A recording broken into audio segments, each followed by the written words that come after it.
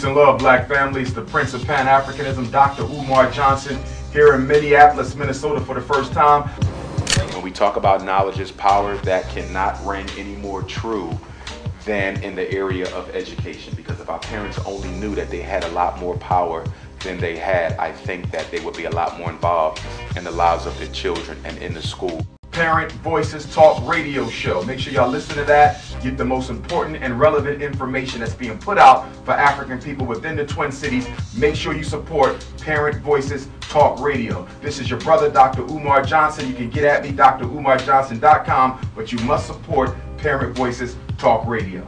You're watching Parent Voices Talk radio show for, by, and about the parents of African American children.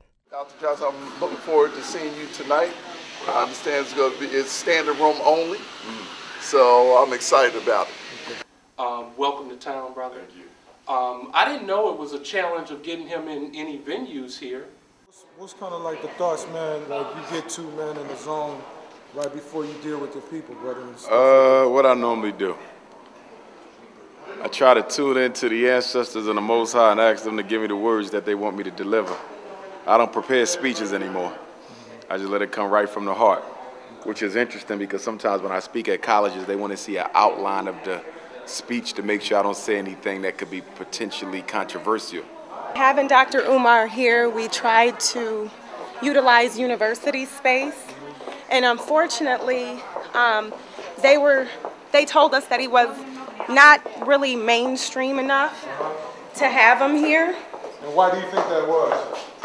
I think sometimes he speaks with a passion that a lot of people have a hard time receiving. Okay. And he's not afraid to talk about white supremacy and economic oppression, no matter who's in the room. They're in the business of making money by prescribing medication. And the problem with you parents is you got a bad habit of letting school teachers give you mental health advice.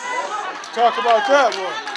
A teacher is a teacher, and some of them can't even teach well. How dare you give me advice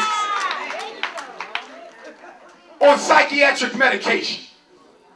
You ain't go to school for psychology. You ain't go to school for psychiatry, but you running around telling parents that I know what that is, that's ADHD. You don't even know the damn criteria for ADHD. So the next time a teacher tells you that your child got ADHD, you tell that teacher that you are an educator.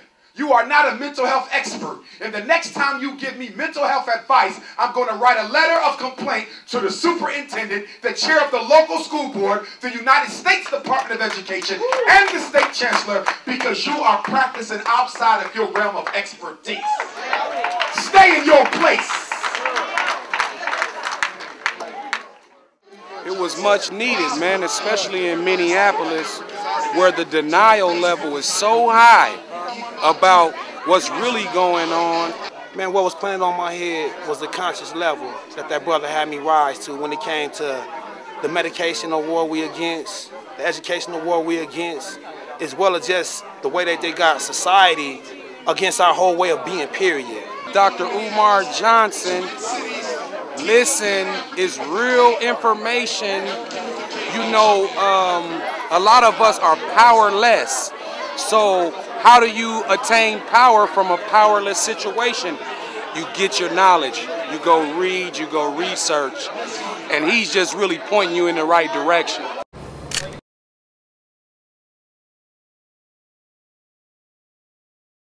How can you say the things that you say, speak the truth that you speak, and receive some of that money from, let's just say, colleges, from school districts, and what have you, and still remain consistent in what you say to do? What do you have to do in your mentality to move past any fear of losing anything?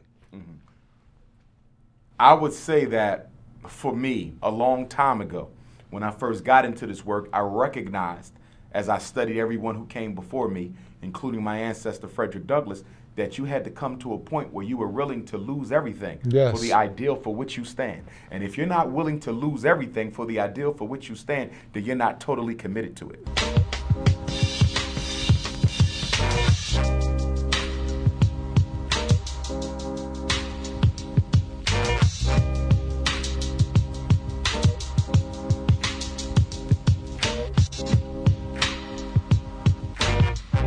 You're listening to Parent Voices.